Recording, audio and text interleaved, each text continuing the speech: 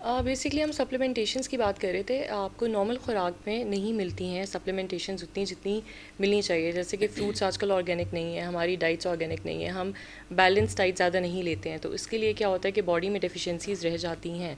और रमज़ान में क्योंकि हम प्रोलॉन्ग टाइम के लिए फास्टिंग कर रहे होते हैं, तो उसमें क्या होता है कि आपकी बॉडी में वीकनेसेस आती हैं, जिसके लिए ज़रूरी है कि ख़वातीन भी और मर्द हज़रात भी दोनों जो है वो सप्लीमेंटेशंस की तरफ जाएँ।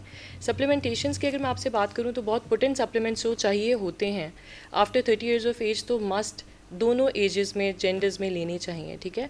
तो उसके लिए विटामिन डी बहुत इंपॉर्टेंट है सप्लीमेंट। CAC 1000 जिसको हम कैल्शियम कहते हैं, कैल्शियम इसका ब्रांड नेम CAC 1000 है, वो इजी है, आप पानी में डाल के पी सकते हैं और सहूर के वक्त आप ले सकते हैं, वो आप ले सकते हैं। उसके साथ विटामिन B12 आपकी मस्कुलर स्ट्रेंथ के लिए बहुत इंपॉर्टेंट है। तो ये 3 विटामिन्स हैं दैट आई प्योरली रिकमेंड कि आप लोग लें। आपने फूड सप्लीमेंट की बात की और आप कैल्शियम इंटेक की बात करें, अगर if someone is suffering from the hypercalcaemia तो थोड़ा सा मुश्किल नहीं हो जाएगा कि आप इसके लिए पहले थोड़ा सा अगर आपका कैल्शियम लेवल आप अपना चेक कर लें? हाँ जी बिल्कुल। अब इसके लिए हम क्या करते हैं एग्जैक्टली, बड़ी अच्छी आपने बात की। यहाँ पे मैं एडिशन करना चाहूँगी कि जब भी हमारे पास कोई आते हैं patients, first we need to go to the diagnostic test, ठीक है, जिसको हम स्क्रीनिंग टेस्ट कहते हैं। तो screening test is important. Over the counter आप ले सकते हैं मेडिकेशंस, लेकिन एक हद तक ले सकते हैं।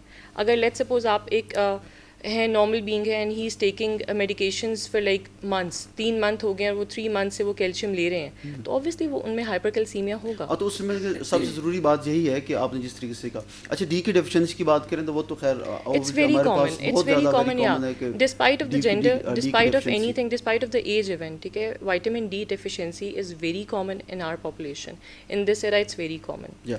अच्छा डॉक्टर साहब, जब हम आप फूड सप्लीमेंट की बात करी, थोड़ी सी मुतवाज़न जो ग़िज़ा है ना सहरी में, अब ऐसी को हमें एक मुतवाज़न एक प्लान दें आप, जो हमें सहरी में कोई डाइट बैलेंस डाइट हो, कोई ऐसी मुतवाज़न ग़िज़ा जो ख़वातीन के लिए, मर्द और ख़वातीन के लिए दोनों के लिए बड़ी कॉमन हो, जो हम सहरी में भी खा सकें और फिर अगर अफ्तारी की हम बात करें तो उसमें भी। अच्छा देखें, कीप इट सिंपल, ठीक है, keep it simple and keep it full.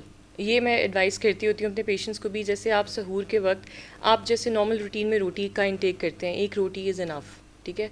ये समझ लेना कि जी पूरा दिन आगे अब फास्टिंग है तो हम 3-4 रोटियां खा लें, उससे हमें एक्स्ट्रा एनर्जी मिल जाएगी, इट्स मिथ। ये एक मिथ ही है, ठीक है। So basically what we need to do is we need to have 1 roti, एक रोटी के साथ आप दही का इंटेक करें ताकि थ्रू आउट द डे आपकी जो डिहाइड्रेशन का प्रोसेस है वो आपको ना हो। अक्सर लोग चाय पी लेते हैं सहूर में, I would not recommend that, ठीक है। कोशिश करें कि चाय आप अफ्तारी के बाद ले लें, क्योंकि वो क्या करती है आपकी अगेन डिहाइड्रेशन कॉज करती है। तो खजूरों का इंटेक हम ज़्यादातर अफ्तारी में करते हैं, बट अगर आप वो सहूर में भी 1 आध खजूर विद ऑलमंड्स लें तो इट्स वेरी हेल्दी और आपके एनर्जी लेवल्स बहुत अच्छे रहते हैं।